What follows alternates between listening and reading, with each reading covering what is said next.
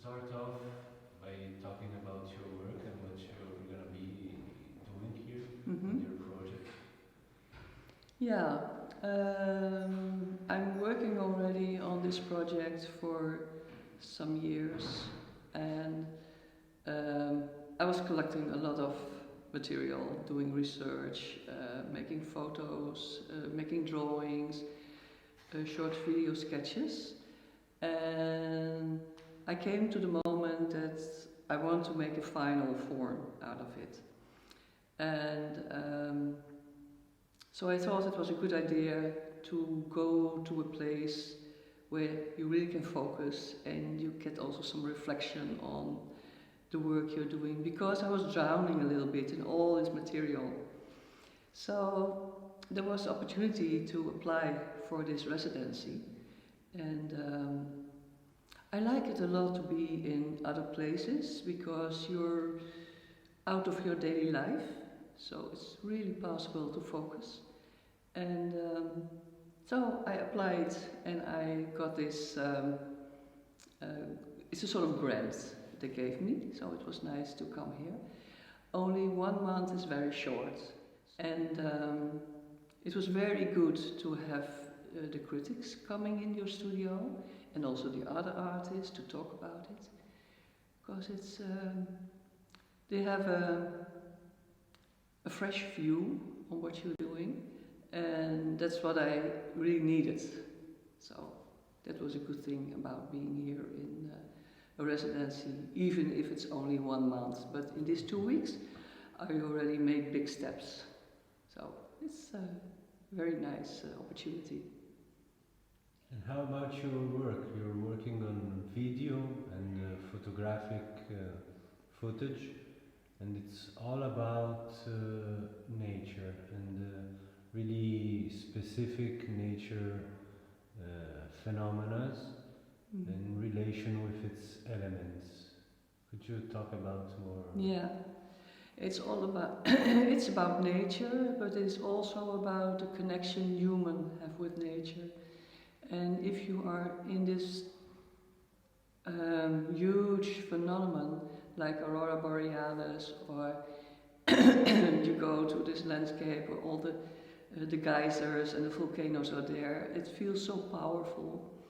But it has always to do with your feeling as a human to be there. So I want to make this connection. I don't want to have this National Geographic feeling of how beautiful the nature is. It is beautiful, but it's always connected to who you are, because actually your own body is also a phenomenon. It's your blood vessels are like rivers. When you have a restless feeling, it feels like a volcano. So I try to make all the time these connections. And it's also a broader idea I have about my project, that it's important that sorry, all organisms, like birds, they are an organism and they have the tendency to connect because they make these beautiful movements in flying. And fishes, when they are threatened, they also have the tendency to connect, to avoid the animal who wants to attack them. And that's something I'm doing research on. So how can I express this to make art out of it? And I like to use video, because it has a sort of narrative way, but I don't want to make stories. And you said and you perceived the nature and its elements and manifestations as a global entity that is necessarily connected to us humans. Or do you even believe that there is like a separation between humans and natural like elements in an animistic point of view, where they have their own divinity inside themselves, and we're just communicating with them. What's your point on it?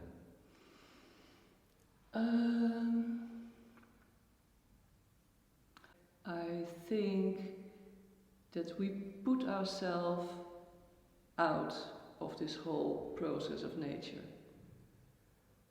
But it's not like it is. We are part of nature, and we lost a little bit this connection.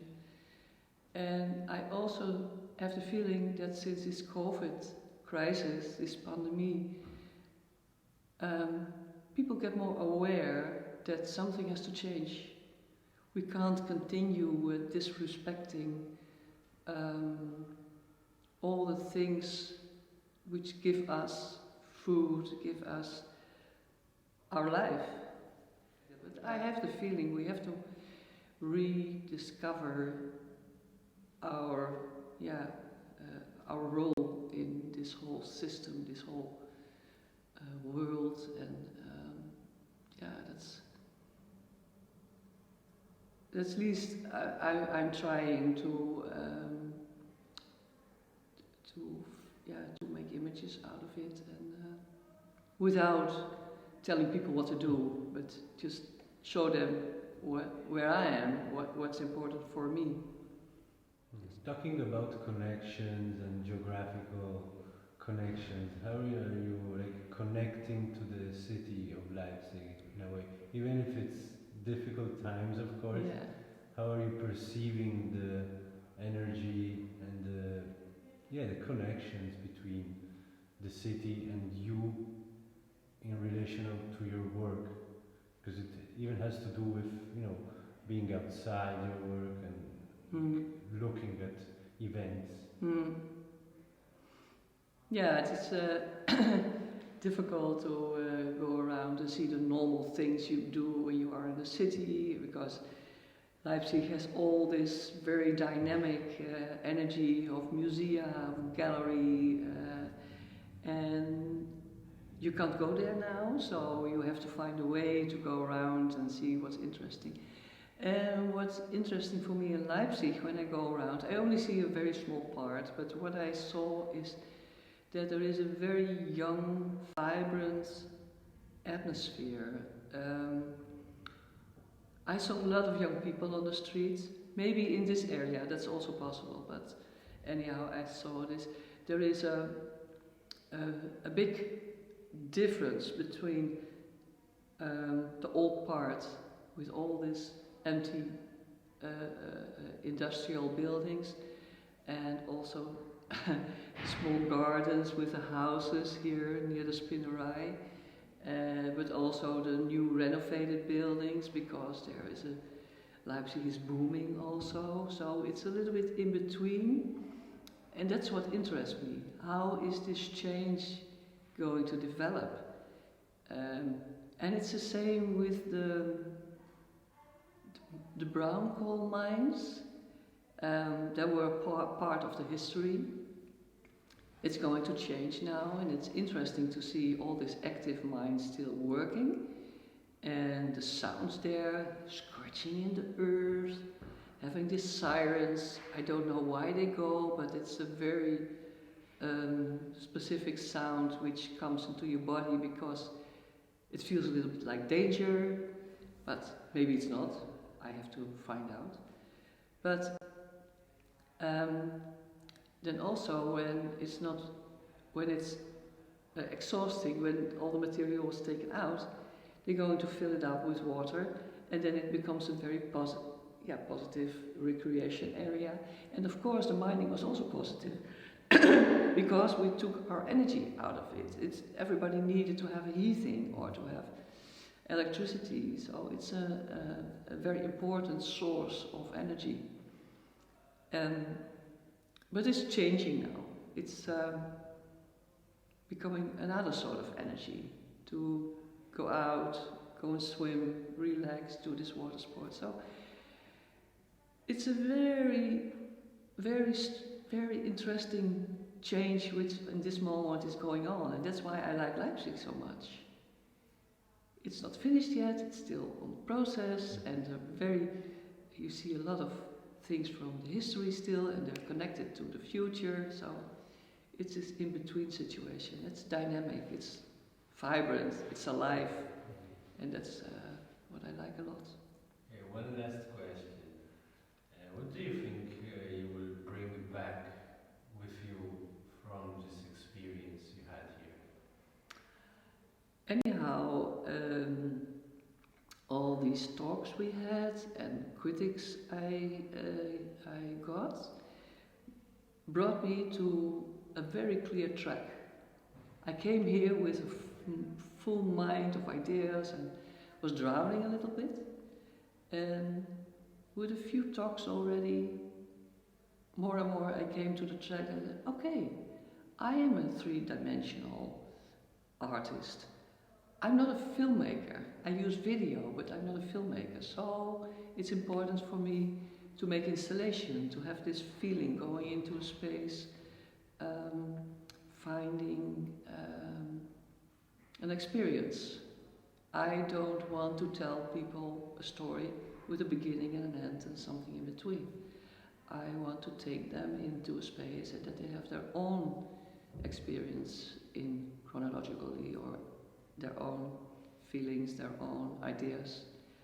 So that's why I made this model for thinking, use this room as an example from if I want to show things here, how would I like to do it? Which combinations I'm making? How do I want to make the order? Show everything one time, or make show one thing first and then the other one? Do I want to add drawings? Do I want to add smoke, for example, because I use a lot of smoke? So there are all things to think about, and that's interesting. And I, even if I don't make a final product, I want to make one object for the rundgang, if it's possible to get some material. I want to make a very short loop of video, which will be a part of maybe a next installation. But I will take away a lot of new ideas and a clear track where I'm on. Okay, thank you. Yeah.